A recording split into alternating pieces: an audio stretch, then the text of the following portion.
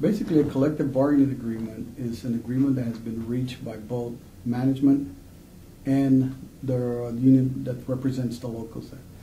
And basically, that contract is binding on the both parties. And what that contract is it informs both management, the employees, and their union representatives of all the procedures, process that they must follow as they go through their day-to-day business at the installation.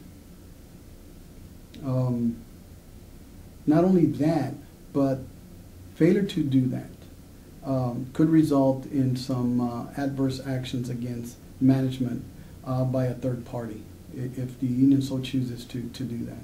So a collective bargaining agreement really is an outline of processes and procedures. And what that means is if you want to do something that's been already agreed by, you as a first line supervisor, you must follow that procedure or process. In addition, that contract applies, as I mentioned, to supervisors who are supervising employees who are part of the bargaining unit.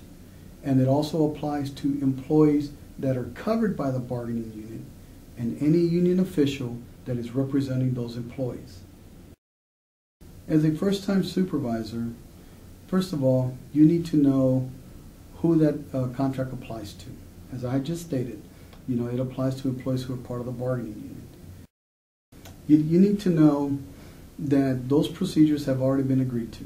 But the important thing that you need to know that it is a binding contract, and by law that has already been agreed to by both parties. And as a first-line supervisor, it is very important that you understand what is required of you. And most important, you should have a copy of your contract with you to read what you're expected to do, what are some of the requirements, what are some of the rights that are in there for the employees. And if you, for whatever reason, don't have a copy of your contract, you really need to contact your local labor relations officer at your installation and have him or her supply you with a copy of the contract. Not only that, but with that, the employees are also required to follow certain aspects. So you need to know what that is. Because as an employee, they will read the contract, they probably know the ins and outs of that contract, and as a supervisor, you need to be on top of that. With regards to the local representatives of that installation, they also fall under the provisions of that contract. So it's very, very important that you, as a first-line supervisor, become familiar with and understand what your requirements are. And if you don't quite understand what the interpretation of a particular article in that contract is, highly recommend that you go see your labor relations officer so that you can iron that portion out. Well, basically there are three common aspects that I think are important. One is it provides for recognition and coverage of your bargaining unit there at your installation. Number two, it talks about the representation rights of both parties. And three, it also talks about who is excluded from that contract.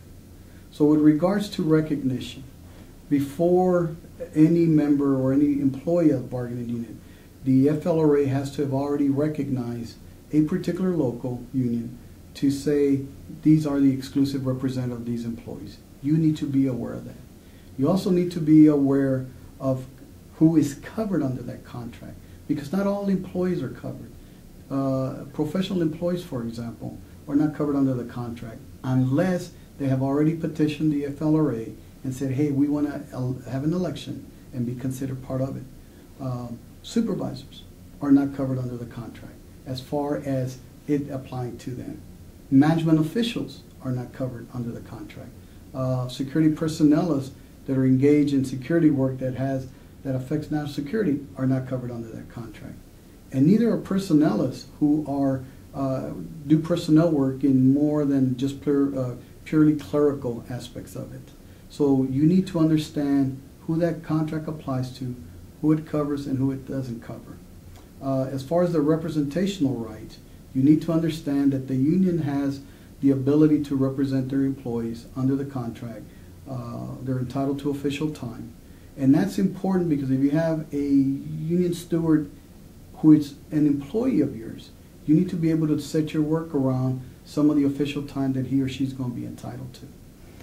In addition, there are procedures for just understanding how you're going to have employees request leave, how you're going to run your operation with regard to overtime. You're going to have issues with holiday, safety. These are just but a few of the articles that are covered under that contract that you need to understand and follow.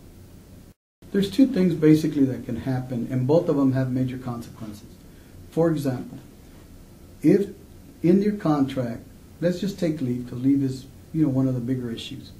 The employee is required to follow certain procedures with regards to leave.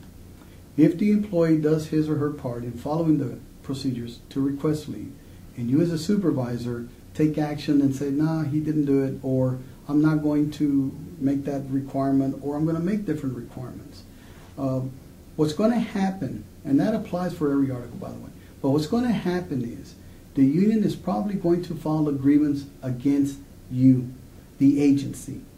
And that grievance then, if it is not resolved, will go before a third party. And the issue there is when you go before a third party, that decision of the third party is binding on the agency, whether it's for or against. Not only is it time consuming, but it becomes costly, and that third party can reverse any decision you make. So that's one issue that can happen. The second issue is if you do just outright decide you're not going to follow the provisions, then the union can file an unfair labor practice charge against you, or the agency actually, not so much against you personally, but against the agency. And it is filed with the installation commander, by the way. So just be aware of that. And they're going to file saying that you are failing to follow what we had agreed to. Now, what are the consequences of that? Again, the FLRA is considered a third party. They can and will enforce that you undo something you had done if it had a negative impact on the employee. So it's very important. Not only is it timely, but it's costly, and you might have to undo everything that you did, whether you disciplined that employee, whether you made some moves, or whatever the case might be. There are procedures on how to do all that within your contract. Now, and it's vital that you understand that. And if you have any questions, I cannot emphasize that you really need to make contact with your labor relations officer, as he or she will be the one that will help you out and guide you and make sure that you follow all provisions that are outlined in that.